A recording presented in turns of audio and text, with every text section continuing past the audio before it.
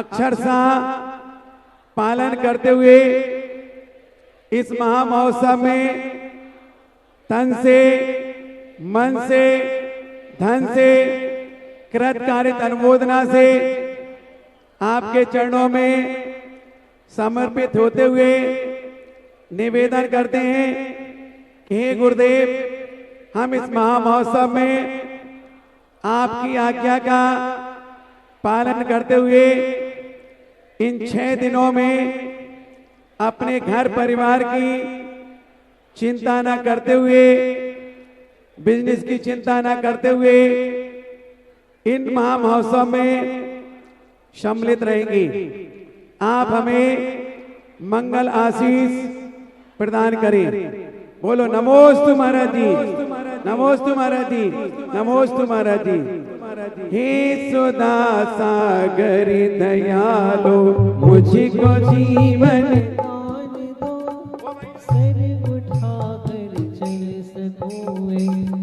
आप कैमरे वाले में आ जाओ, नीचे आ जाओ।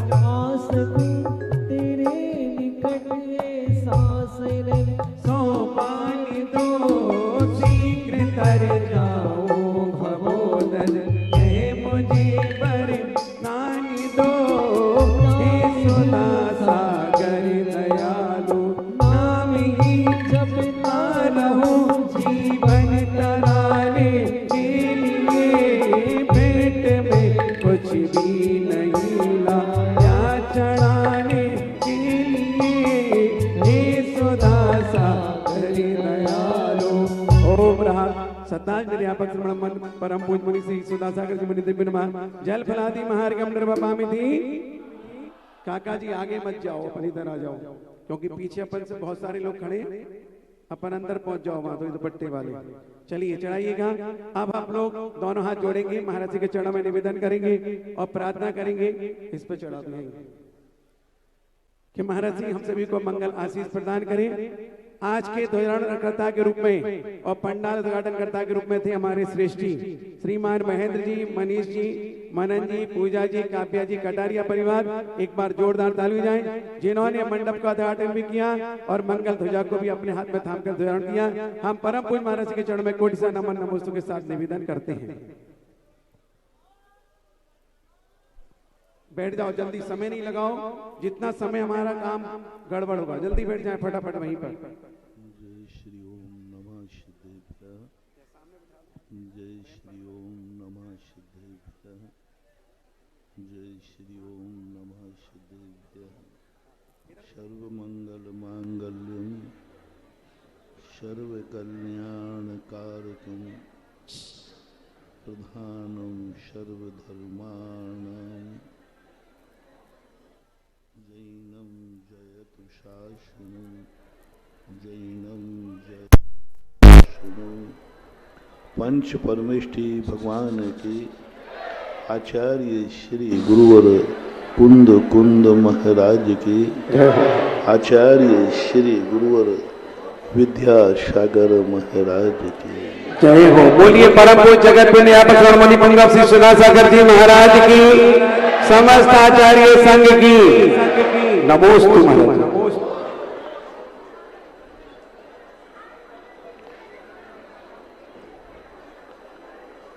स्वभाव रूप से प्रत्येक जीव में शक्ति की अपेक्षा से अनंत भंडार भरा पूरा।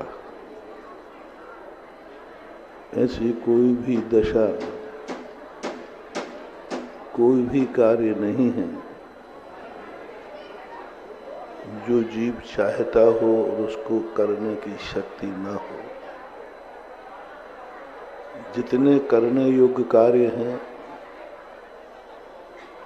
उन सभी कार्य को करने की शक्ति प्रत्येक जीव में, प्रत्येक द्रव्य में विद्यमान रहती है। त्रिकालिक, कल भी, आज भी और आगे भी रहेगी। लेकिन शक्ति से काम नहीं चलता। जैसे व्यक्ति के कितना भी भोजन उसके पास रखा हो, उससे भूख नहीं मिटती। भूख तो खाने के बाद ही मिटती है।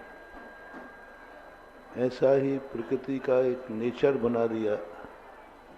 तुम्हारे पास कितनी भी शक्तियां हो तो भी तुम सुखी नहीं हो पाओगे। पहले तो अपनी उन शक्तियों को पहचानना है। मैं एक शक्तिशाली आत्मा हूं। उसके बाद विचार करना है कि हमें वह शक्ति की जो हमारे खुद के पास है उसका अनुभव कब होगा। तो आज ज्यादा प्रसंग को न लेकर उस शक्ति का आज प्रसंग है जो शक्ति एक तो स्वयं अपने आप में मंगल स्वरूप बन जाएगी। भगवान अपने पंच कल्याणक स्वयं को पवित्र करने के लिए करते हैं। अपनी शक्तियों को उद्घाटित करने के लिए वे प्रक्रिया अपनाते हैं। भगवान की तरफ से प्रसंग को अपन गौण करते हुए करें। एक भगवान बनाने की प्रक्रिया पंच कल्याणक में होती है और ये पंच कल्याणक जब साक्षात होते हैं उसके लिए भगवान को जन्म जन्मांतरों में बहुत बड़ी तपस्या और बलिदान करना पड़ता है। ये भगवान ऐसे ही नहीं बन गए। इन्होंने बहुत बड़ा बलिदान किया है जगत के लिए, सारी दुनिया के लिए। स्वयं के लिए अपने आप में संपन्न तो सभी हो जाते हैं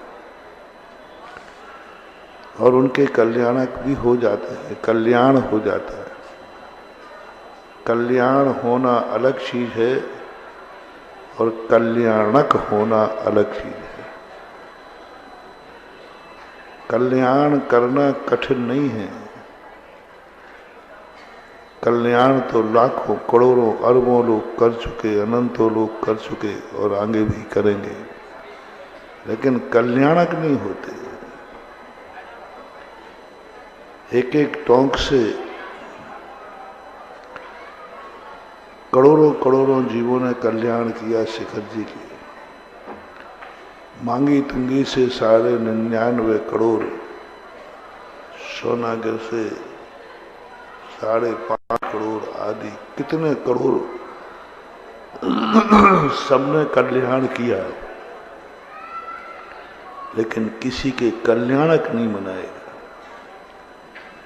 एक कोड़ा कोड़ी सागर वर्ष में असंख्यात जीव कल्याणक मनाते हैं, कल्याण करते हैं, असंख्यात। लेकिन एक कोड़ा कोड़ी सागर वर्ष में इस भारत क्षेत्र की अपेक्षा 24 के ही कल्याणक मनाए जाते हैं। क्यों 24 के ही कल्याणक क्यों?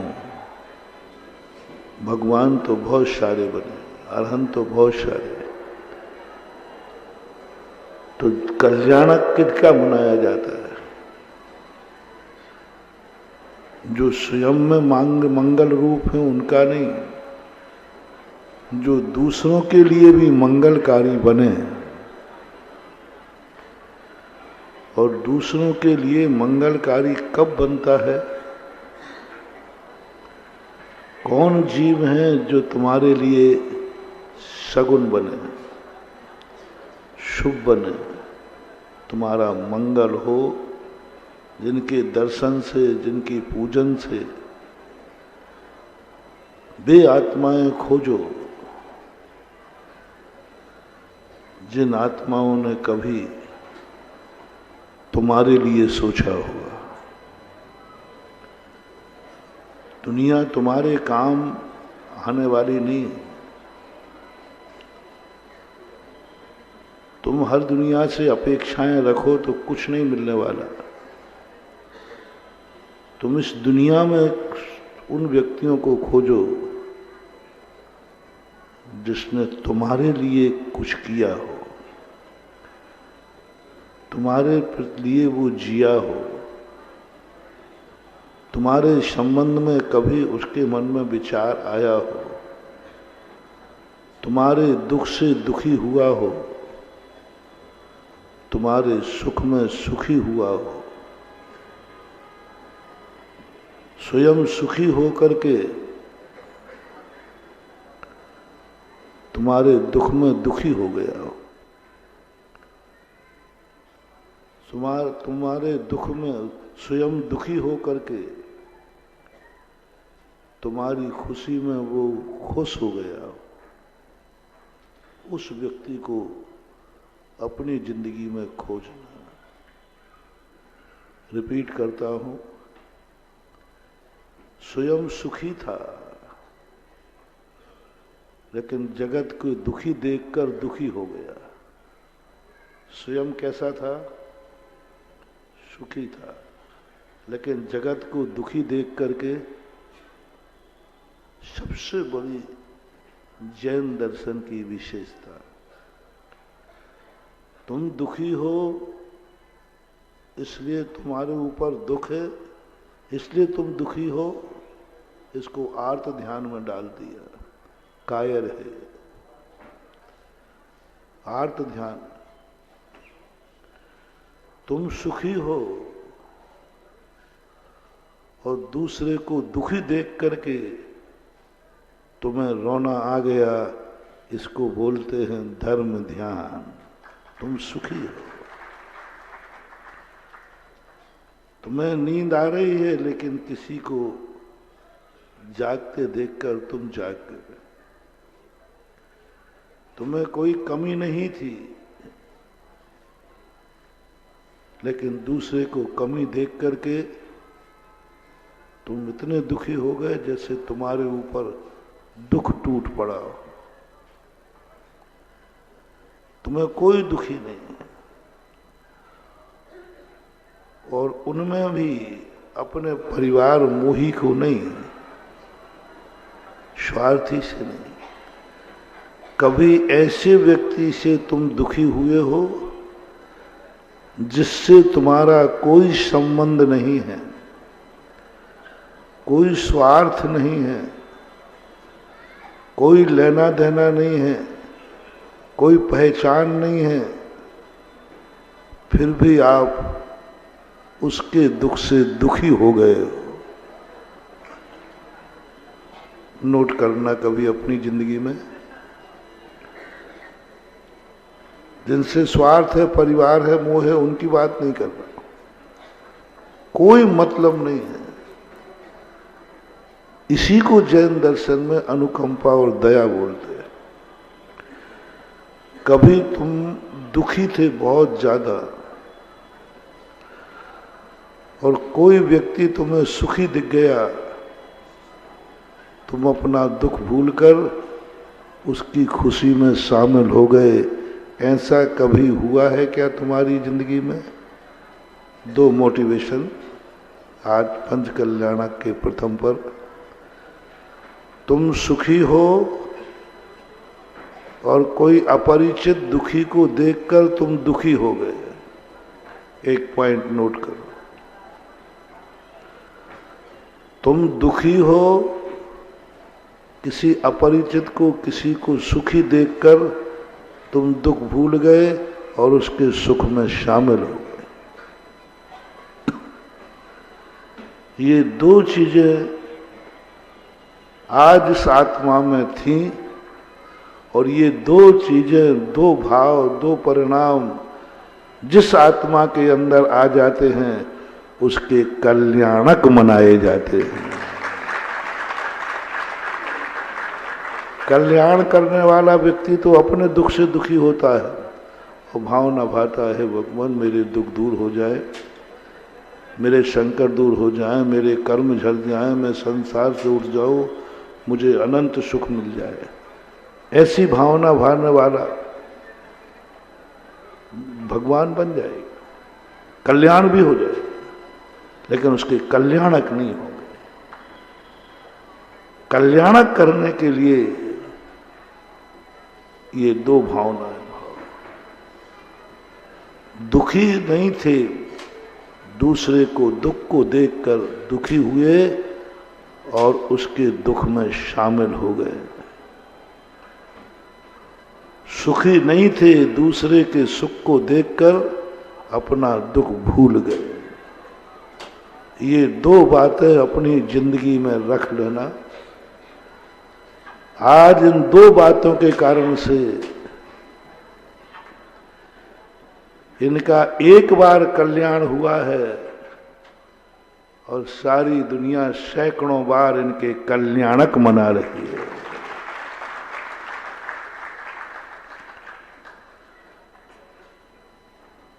सैकड़ों बार दो आत्मा इनके कल्याणक मनाई रही है। जो व्यक्ति इसका उल्टा कर दे, स्वयं दुखी है, दूसरे को भी दुखी देखना चाहता है। स्वयं सुखी है लेकिन दूसरे को दुखी देखना चाहता है, उसके भी बार बार मनाए जाते हैं,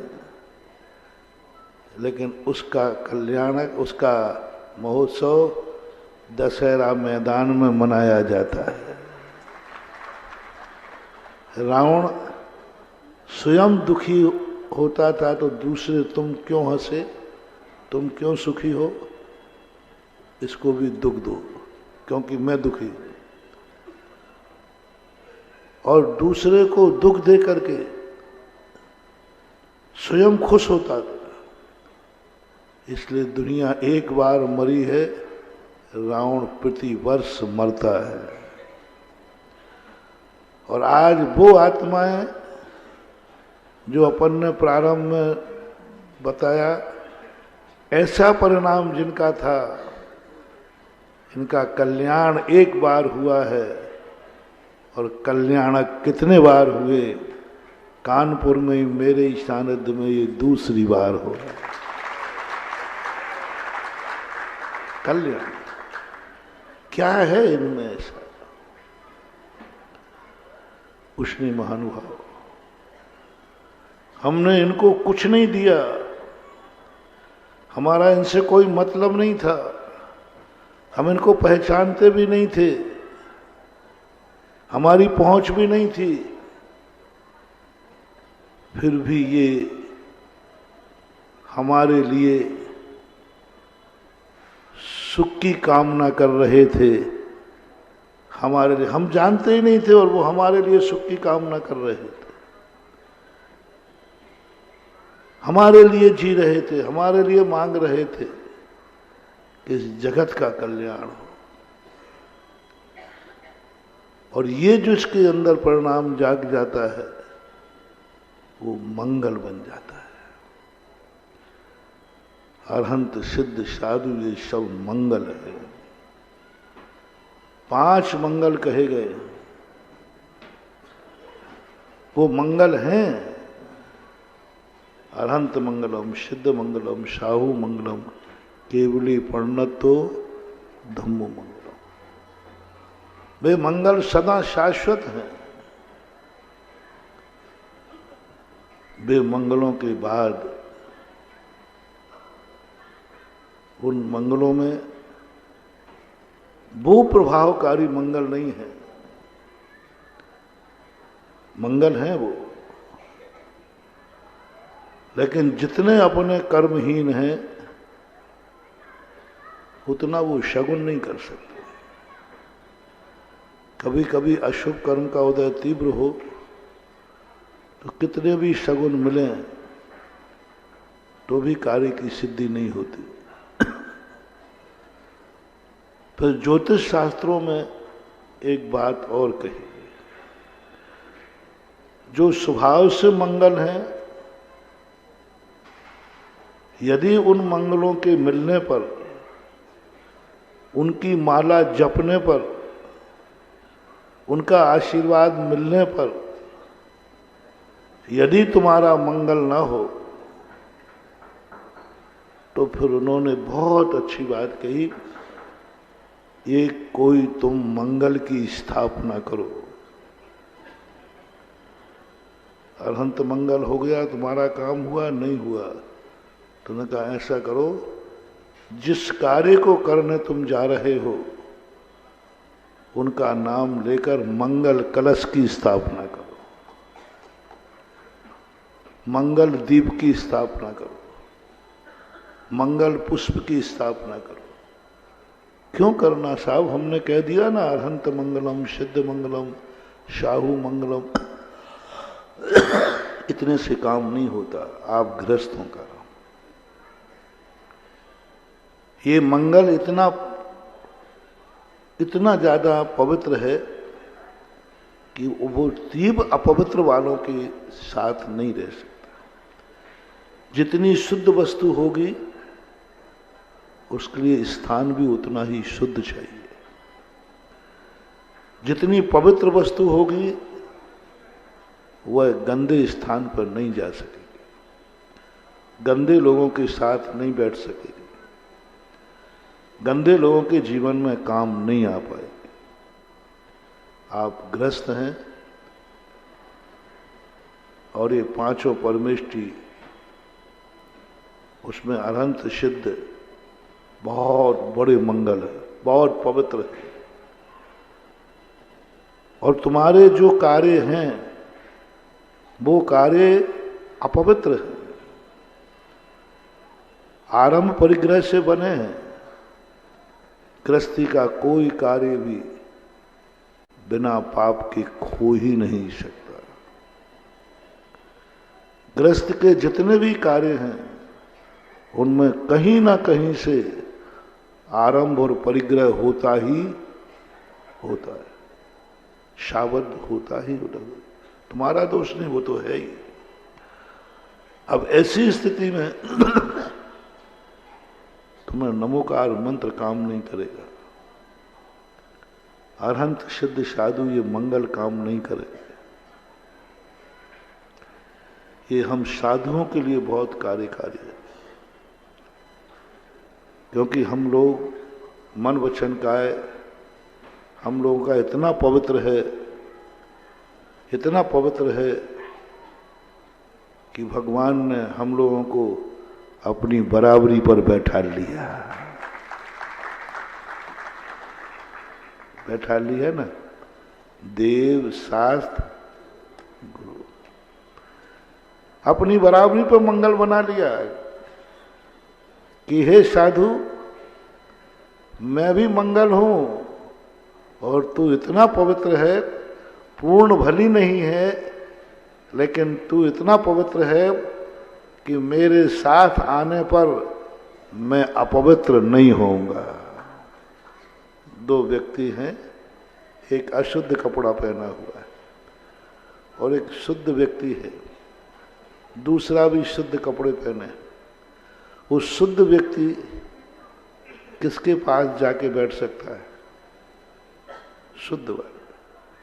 शुद्ध आत्माएं ये चाहती हैं कि मैं जिसके साथ जाऊं, जिसके साथ बैठूं, जिसके साथ कल्याण करूं, कम से कम उसकी संगति से मैं अशुद्ध तो नहीं हो जाऊं।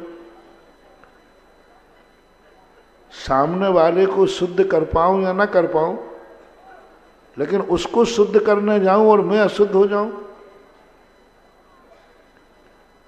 उसके लिए महान आत्माएं नहीं होती। अरहंत भगवान ने कहा, हे साधु, तेरी संगति में, तेरे पास आने में और तू मेरे पास आ जा, मेरी कोई शुद्धि बिगड़ने वाली नहीं है, क्योंकि तेरा मन शुद्ध है, वचन शुद्ध है, काया शुद्ध है, सब कुछ शुद्ध है। इसलिए तू मेरा सोला नहीं बिगाड़ेगा, तो ये शव हम लोगों के काम। तुम्हारे लिए ये काम के नहीं हैं। हम भगवान का नाम ले लेंगे, हमारा काम हो जाएगा। हमें कुछ भी जरूरत नहीं, अष्टद्रव्य की जरूरत नहीं है, हमें भगवान के अभिषेक की जरूरत नहीं है, हमें गंधोदक की जरूरत नहीं है। हम तो डायरेक्ट भगवान के साथ हैं और भगवान हमारे साथ है। हम भगवान जैसे पवित्र बन पाए या ना बन पाए, लेकिन हम साधुओं के कारण से भगवान की पवित्रता खंडित होने वाली नहीं है। उनका सोला नहीं बिगड़ेगा, लेकिन आप लोग तो हैं, थोड़े थोड़े में अशुद्ध हो जाते हो। घर में कोई बच्चा हो गया, लो सूतक लग गया, कोई ऊपर चला गया, बहुत अशुद्धियां हैं, मन भी अशुद्ध, वचन काया। अब ऐसे लोगों के लिए भगवान की सिद्धि कैसे होगी? बीच में कोई लाओ,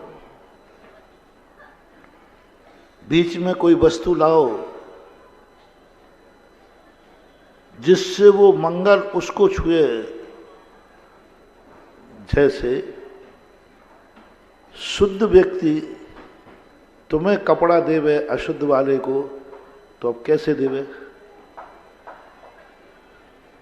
शुद्ध व्यक्ति अशुद्ध वाले को कपड़ा देवे, फेंक भी नहीं सकता, तो फिर तुम क्या कहते हो? लाठी डंडा ये ले, होता है कि नहीं? डंडे से उठा करके, किसी चीज से उठा करके आप उसको दे देते हो, या तुम अपने डंडे से उठा लेते हो। बताते हैं कि डंडे से उठा देने से कपड़ा अशुद्ध नहीं होता, और हाथ से उठा लेते तो? यदि सीधा हाथ से उठा लेते तो क्या होता, और डंडे से उठाया तो? बस यही तरीका है। अब भगवान कहते हैं कि मैं तेरे पास नहीं आऊंगा, अशुद्ध है तू, मुझे सूलेगा। इसलिए तुम्हारे लिए भगवान से कोई कार्य कराना है तो अष्ट द्रव्य की स्थापना की जाती है। जल लाओ, जल के माध्यम से भगवान तुम्हारा मंगल करेंगे। यदि जल नहीं है तो आपका मंगल होने वाला नहीं, हमारा बिना जल के हो जाएगा।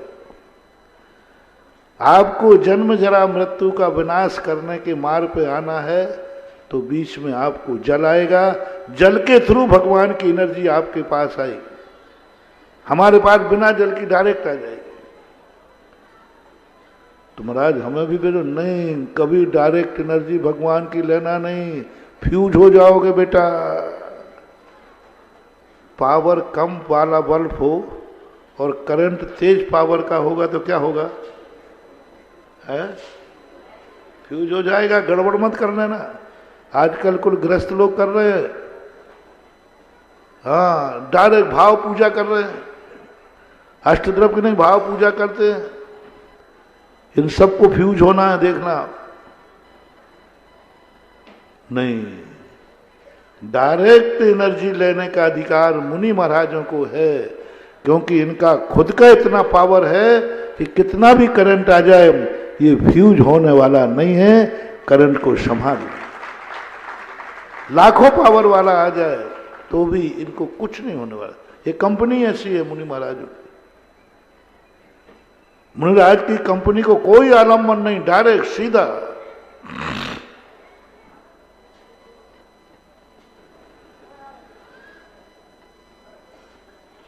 तुम्हारे लिए पावर हाउस भी चाहिए, मीटर भी चाहिए। पहले 0 पावर का बल्ब चलता था, उसके बीच में एक डिब्बी लगी रहती थी, उसमें तार लिपटा रहता था तांबे का। वो काहे के लिए था? पावर को। आप लोग कभी भी ग्रस्त भगवान की आएगी, लेकिन जल से होके आएगी। आप जल लेकर के पूजा करोगे और जल आपके हाथ में होगा, भगवान पर दृष्टि होगी, आप जल की पूजा पढ़ रहे होगे, भगवान की एनर्जी जल को छुएगी और जल से उसका पावर तुम्हारे अनुकूल होकर तुम्हारी आत्मा में जाएगा और तुम्हारा कार्य हो जाएगा। तुम खाली हाथ कभी देवसाद गुरु के पास मत जाना। वह शक्ति तुम्हें आएगी, लेकिन इतनी खतरनाक आएगी, जो शक्ति तुम्हारे पास है वो भी खत्म हो जाएगी, जो है वो भी, क्योंकि फ्यूज उड़ गया ना, तो बल्ब अभी ठीक था तो बल्ब भी चला गया।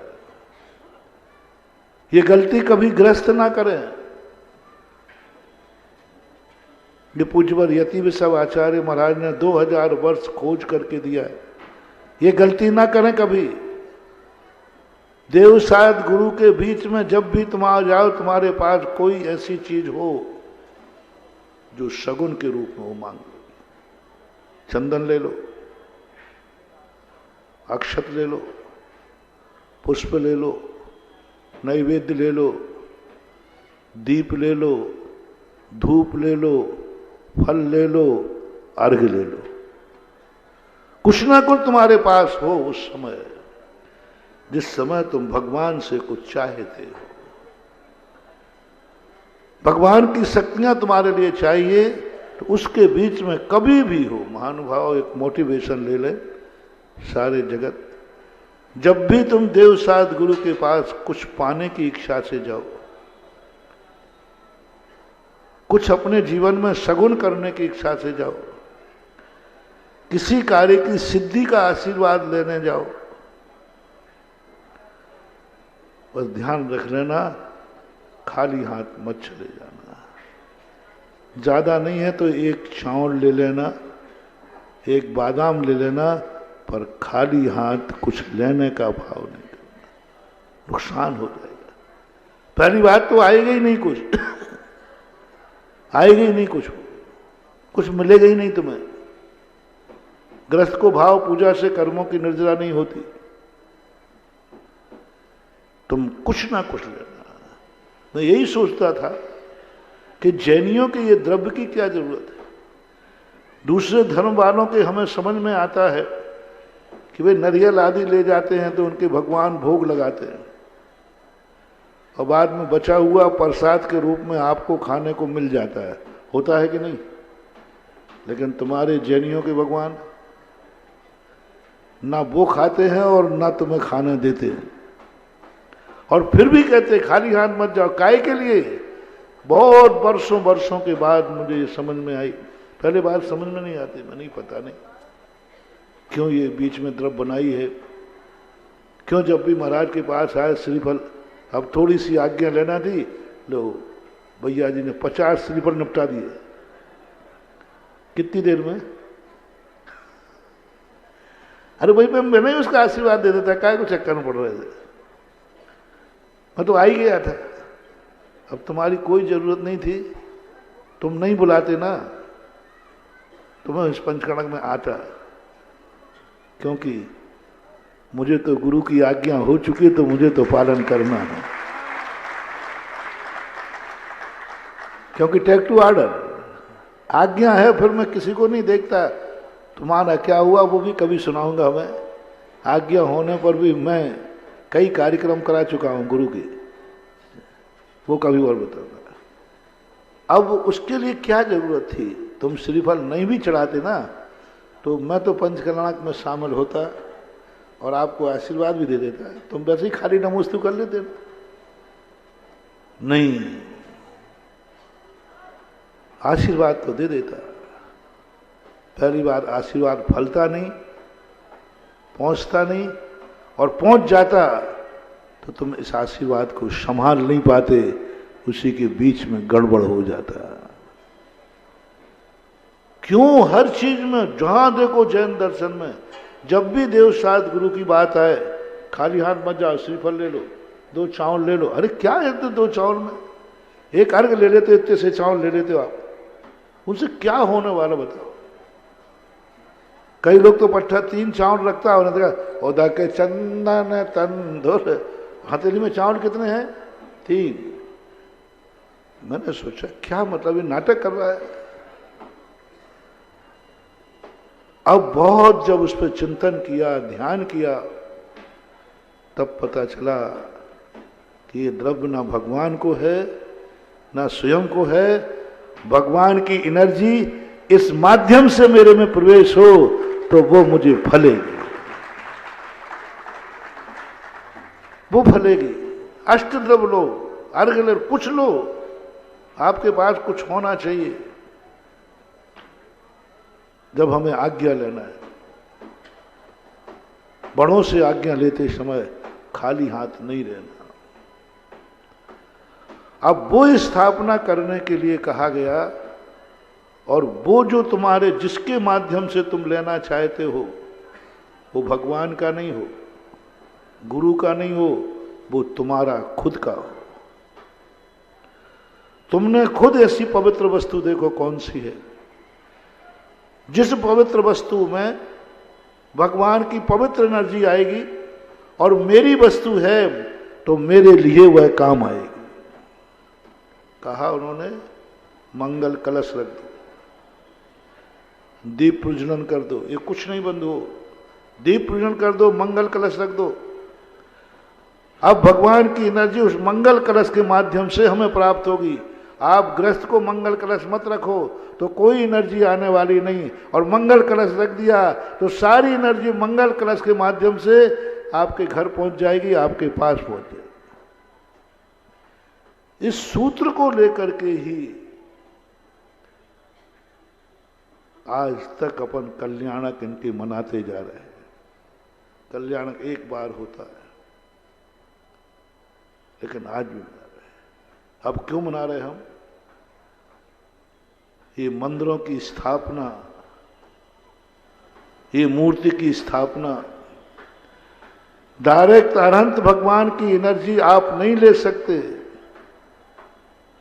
इसलिए आप मंदिर में मूर्ति विराजो और मूर्ति में भगवान की एनर्जी आएगी और फिर मूर्ति से तुम ले जाना गंडोदक, तुम्हारा फतेह हो जाएगा। ये डाइवर्स माया है। पूजा अपन आदि न पारसनाथ की ही करेंगे, पूजा पारसनाथ की ही होगी, गुणानुवाद पारसनाथ का ही होगा, सब कुछ पारसनाथ का होगा, लेकिन वो ताकत हमें बाया मूर्ति की आएगी। गृहस्थ के लिए इसलिए मूर्ति अनिवार्य बनाई, इसलिए मंदिर अनिवार्य बनाया, गंधोदक अभिषेक इसलिए अनिवार्य बनाया कि तुम्हें जो कुछ मिलेगा मूर्ति के थ्रू मिलेगा, और ये मूर्ति तुम बैठा लोगे, भगवान नहीं। यदि भगवान तुम्हारे घर मंदिर में साक्षात बैठ जाएं तो तुम्हारा बेड़ा पार नहीं होगा, तुम्हें तो मूर्ति ही बैठाना पड़ेगी, क्योंकि साक्षात तीर्थंकर का तुम्हें गंधोदक मिलेगा नहीं, और गंधोदक मिलेगा नहीं तो काम होगा नहीं, और हमें भगवान का गंधोदक चाहिए। साक्षात भगवान का गंधोदक लेना महानुभाव इतना खतरनाक है कि नल चालू हो और करंट हो उसमें पानी में, और पी के दिखाओ, हैं? टंकी में करंट आ रहा हो और पानी आ रहा हो, तुम उसको लेके दिखाओ। साक्षात तीर्थंकर के ऊपर कोई जल नहीं ढाल सकता, सीधा करंट का स्पर्श होते ही तुम्हें पछाड़ देगा। तो जैन दर्शन ने कहा तुझे गंधोदक मिलेगा पारसनाथ का, शांतिनाथ का, सभी भगवानों का, लेकिन बाया मूर्ति मिलेगा। पहले मूर्ति बैठाल और उसके थ्रू पारसनाथ का गंधोदक ले। हमें गंधोदक तो पारसनाथ का ही चाहिए, लेकिन डायरेक्ट नहीं।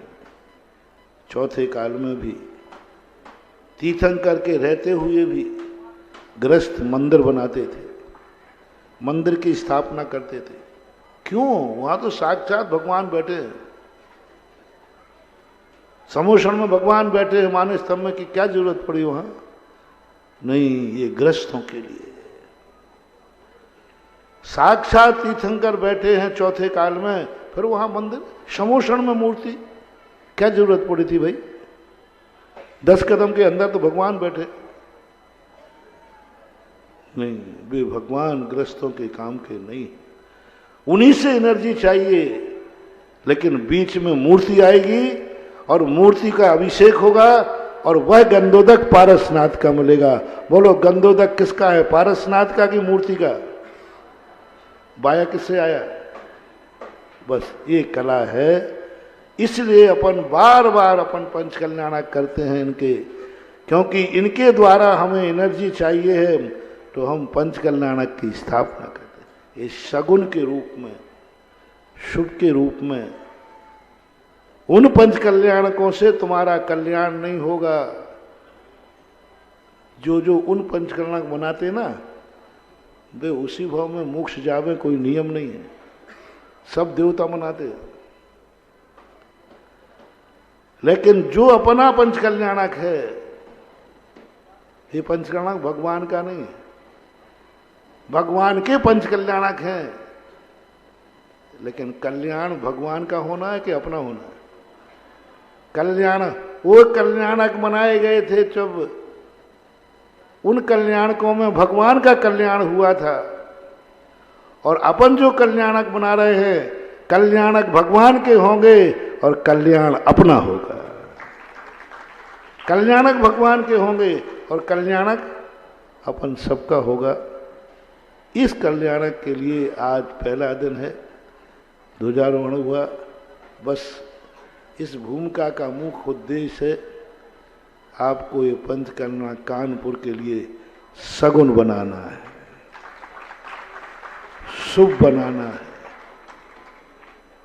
हर घर में कभी ना कभी संकट आएगा, आता रहता है। बस हर घर में संकट मोचक पारसनाथ की छाया चाहिए। सहस्रपनी पारसनाथ है, शीशा मुख। जब तुम्हें शांति की जरूरत पड़े, जब तुम आकुल व्याकुल हो, तो आनंदपुरी चले जाना। इतनी सगुन मूर्ति है, इतना शुभ मूर्ति है कि किसी भी मंगल कार्य को करते समय कुछ नहीं करना। आप लोग तीर्थ क्षेत्रों पर नहीं जा सको तो कानपुर वालों, जब भी कोई शुभ कार्य करना और शुभ कार्य का सगुन करना हो, एक श्रीफल लेकर के आनंदपुरी शांतिनाथ भगवान के चले जाना। खाली हाथ मत जाना। शांतिनाथ भगवान की मुद्रा वहां की, वह मुद्रा इतनी सगुन और शुभ रूप बन पड़ी है। भगवान तो सब एक ही होते हैं, मूर्ति की बात कर रहा हूं। वो मूर्ति ऐसी शुभ सगुन के रूप में उभर के आई। वो दृष्टि मुझे उस समय प्राप्त नहीं हुई थी जब पंचकर्णक हुआ था। ये स्वरूप, ये दृष्टि मुझे इस बार आनंदपुरी में इन 8 दिनों में प्राप्त हुई है। उस मूर्ति का सगुन, वह मूर्ति शुभ, उस मूर्ति का चेहरा, उस मूर्ति का दर्शन हर कार्य के लिए शुभ है।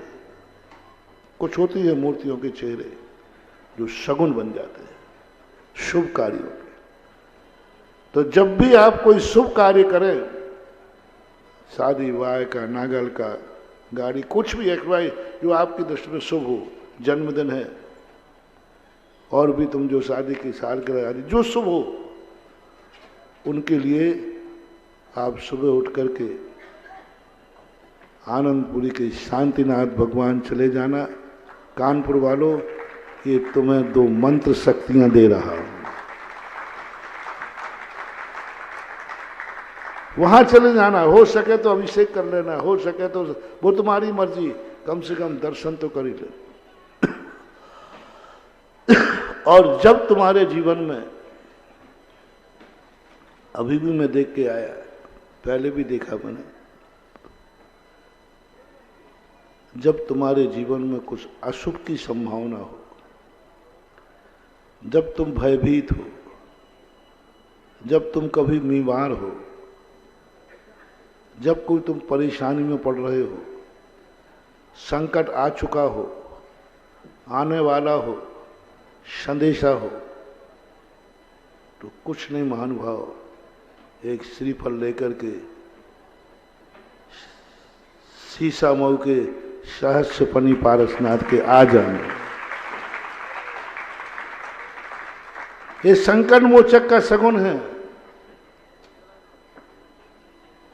और ये तुम्हारे कानपुर के लिए संकट मोचक बने, इसके लिए आज तुम्हारे लिए कह रहा हूं, इस पंच कल्याणक को तुम अपनी जिंदगी का सगुन मान लेना और ये मान के भागीदार होना कि कोई ना कोई कभी ना कभी तो संकट आएगा, मेरी जिंदगी में आ सकता है। इसलिए जो व्यक्ति पारसनाथ भगवान के इस पंच कल्याणक में अपनी भागीदारी किसी न किसी रूप में निभाएगा और जब भी संकट आने पर पारसनाथ को याद करेगा, नियम से वो संकट से मुक्ति पाएगा, क्योंकि उसने पंच कल्याणक से ही अपनी भूमिका बना दी। एक विधायक जीतने के बाद तुम उससे दोस्ती बनाते हो और एक जीतने के पहले ही जब वो चुनाव में खड़ा हो उस समय दोस्ती बनाते हो। गाड़ी दोस्ती कौन सी कहलाती नेताजी? एक तो जीतने के बाद दोस्ती बनाई, क्या वो जीत गया है, और एक जीतने के पहले उसने फार्म भरा था, उसी समय से उसके पीछे लग जाओ तो वो विधायक तुम्हें ज्यादा दोस्त किसको मानेगा? जो फार्म भरने से साथ लगाना, वही। बस बस बहुत बढ़िया उदाहरण तो हमें आ ही जाता है। अब एक पारसनाथ को जब बनाओगे तब तुम्हें संकट आएगा, एक। दूसरा पंच कल्याणक के बाद बनाओगे और एक पंच कल्याणक के पहले जब फार्म भरा जा रहा है तब बनाओगे। तीनों में अंतर समझ लेना। एक विधायक बन गया तब बना रहा है, अरे साहब विधायक साहब, विधायक साहब, और एक वैसे नहीं बनाता। जब कोई अटक जाए तब जो विधायक जी कहाँ हैं? जब अटक गई और नहीं अटक पता था, होगा विधायक, क्या लेना देना, क्या लेना देना। और एक कहता है लेना देना करें, अपन तो पहले ही से बना के चलो साहब, जिस दिन फार्म भरने जाएंगे उसी दिन साथ चलेंगे। आज वो मौका है तुम्हें, आज वो मौका है कानपुर वालों को। आज पारसनाथ भगवान का, सीसा मऊ के मंदिर के पारसनाथ की मूर्ति भगवान बनने का फार्म भर रही है। अभी फार्म भरा नहीं गया अभी फार्म भरने की तैयारी हो रही है। आगाज हो चुका, ध्वजारोहण हो गया, तैयारी पूरी हो चुकी है। बस आज फार्म भरा जाएगा सीसा मऊ की मूर्ति को भगवान बनने का। और जो आज से ही शामिल हो गए, समझ लेना विधायक वो जिंदगी भर का जिगरी दोस्त मानेगा। इसने मेरे चुनाव में भी साथ दिया है। ये मेरे पंच कल्याणक में जिस दिन मेरी शुरुआत हो रही थी उस दिन भी ये पंडाल में था। मेरे चुनाव में प्रचार हो रहा था, ये मेरे साथ था। मेरी वोटें गिनी जा रही थी तब मेरे साथ था। मैं गर्भ में आया तब मेरे सामने था, जन्म हुआ तब मेरे सामने है, दीक्षा हुई तब मेरे सामने है, केवल ज्ञान प्राप्त किया तब मेरे सामने है, जब मैंने मोक्ष प्राप्त किया तब मेरे सामने है। ये है मेरा स्थायी भक्त, और इस व्यक्ति के लिए स्थायी भक्त का तो भक्त है। तो ये पंच कल्याणक आपके लिए बहुत बड़ा भगवान से मैत्री बनाना, भगवान से एक ऐसा रूप बनाना जो कि हमारे लिए एक प्रभावकारी हो। तो कानपुर वालों, संकट निवारण का तो कोई उपाय है नहीं, संकट ना आवे ऐसा कोई उपाय नहीं है, निवारण का उपाय है। संकट ना आवे ऐसी कोई भी गारंटी आज तक ले नहीं पाया, ले नहीं सकता और लेना भी नहीं चाहिए। लेकिन संकट निवारण के जरूर मंत्र हैं, वो आज हमने घोषित कर दिए। पारसनाथ भगवान को आज सही सब लोग प्रतिष्ठाचार्य कह रहे थे ना तुम्हारे कि सब तरफ से अपनी निर्वृत्ति होकर के 5-6 दिन देना है। कल संकट आ जाए तो पता नहीं कितने दिन अस्पताल में जाएं। महाराज जी देखो अभी व्यापार चल रहा है, 5-6 दिन बंद करूं और एक्सीडेंट हो जाए, पैर टूट जाए तो कितने दिन, बीमारी हाली आ जाए तो कितने दिन। अस्पताल जाने की अपेक्षा अपन पंच कल्याणक में 6 दिन शामिल हो जाए ना तो अस्पताल ही छूट जाएगा, वो जाना ही नहीं। इसलिए ये पंच कल्याणक इन्होंने अपने लिए कुछ किया था, बताएंगे अपन अभी और कल्याणकों में। इसलिए आज इनके कल्याणक मनाए जा रहे हैं। और जब जिन्होंने अपने लिए कुछ किया है, अपन भी उनके लिए कुछ करेंगे। पर बीच में आपका होगा कोई ना कोई सगुन। भगवान आएंगे, आपका मंदिर है, आपकी मूर्ति है, आपका ये मंडप है और बहुत सारी मूर्ति हैं। किसी एक मूर्ति को अपन सामने करेंगे। 2 चीजों का बड़ा महत्व होता है पंचकर्म में, एक तो मूल नायक का और एक विधि नायक का। विधि नायक को हम सामने करेंगे, उस पर सारे संस्कार करेंगे। संस्कार सब मूर्तियों पे होंगे, लेकिन एक मूर्ति को आगे करेंगे और वो मूर्ति सगुन के रूप में होती है। पूरी जितनी मूर्तियों की प्रतिष्ठा होती है उनकी सगुन रूप में होती है विधि नायक, जिस पर सारे संस्कार होते हैं। मेरू पर्वत पर अभिषेक होता है, मुहूर्त के अनुसार होता है। वो विधि नायक का एक अपने आप में बहुत बड़ा महत्व होता है, बहुत बड़ी स्थिति बनती है। विधि नायक ऐसे ही होते हैं जैसे पूरा संघ बैठा हो, उसके बीच में आचार्य परमेष्ठी बैठे हो। सिद्धांत की अपेक्षा सब में कोई अंतर नहीं, गुण स्थान सबका बराबर है। वो भी साधु हैं, सब साधु हैं, लेकिन उनकी विशेषता एक अलग बन जाती है। ऐसे ही मूर्तियां सभी हैं, लेकिन विधि नायक का एक उच्च स्थान होता है। विधि नायक पर ही सारी प्रतिष्ठा होती है। उन्हीं के ऊपर पहले सगुन किया जाता है, बाद में दूसरों को दीक्षा दी जाएगी, पहले विधि नायक की। बाद में सूर्य मंत्र सबको मिलेगा, पहले विधि नायक को मिलेगा। बल्कि इतना तक महत्व है विधि नायक का कि मूल नायक की प्रतिष्ठा बाद में होगी, पहले विधि नायक की। मूल नायक की दीक्षा बाद में होगी, पहले विधि नायक की होगी। मूल नायक को सूर्य मंत्र बाद में दिया जाएगा, पहले विधि नायक को दिया जाएगा। तो ऐसी मूर्ति विराजमान करना और बहुत सारे कार्य पंचकर्म में होते हैं। सबसे बड़ा मांगलिक सगुन कार्य, भगवान की कोई भी चीज किसी को मिलती हो, गर्भ कल्याण में कुछ भी तुम्हें मिलने वाला नहीं। भगवान की निशानी, भगवान की कोई चीज तुम्हारे पास है क्या? किसी को कोई चीज नहीं मिली भगवान की। मात भरत बाहुबली ऐसे बनते हैं जिन्हें भगवान के सिर का मुकुट मिलता है।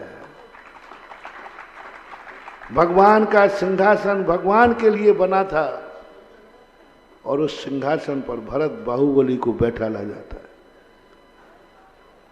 पूरे परिवार में किसी को कोई चीज नहीं मिली भगवान की, कोई चीज नहीं मिलती जो भगवान स्वयं दे करके जाते हैं। उस समय का दृश्य अलौकिक होता है जब भगवान खुद दीक्षा के पहले अपना मुकुट भरत बाहुबली को पहनाते हैं। माँ बाप को कुछ नहीं मिलता, बेटे का कुछ नहीं मिलता, रिश्तेदारों संसार कुछ नहीं मिलता, मात मिलता है बेटे को उनका पहना हुआ मुकुट, उनके जीवन की गद्दी, जिस गद्दी पर वो बैठे। तो ये 2 कार्य बहुत महत्वपूर्ण होते हैं, एक विधि नायक और एक भरत और बाहुबली। इन दोनों का स्पर्श भगवान का एक बहुत बड़ी चीज होती है। समय आपका हो गया, इतने कह के प्रणाम करता हूँ। महावीर भगवान की। बैठे रहेंगे सभी लोग 5 मिनट और महाराज जी काम लेंगे। बोलिए परम पूज्य जगतपुर निरापद मुनि पुंगव श्री सुधासागर जी महाराज की। बंधु महाराज श्री ने बताया विधि नायक कितना महत्वपूर्ण है।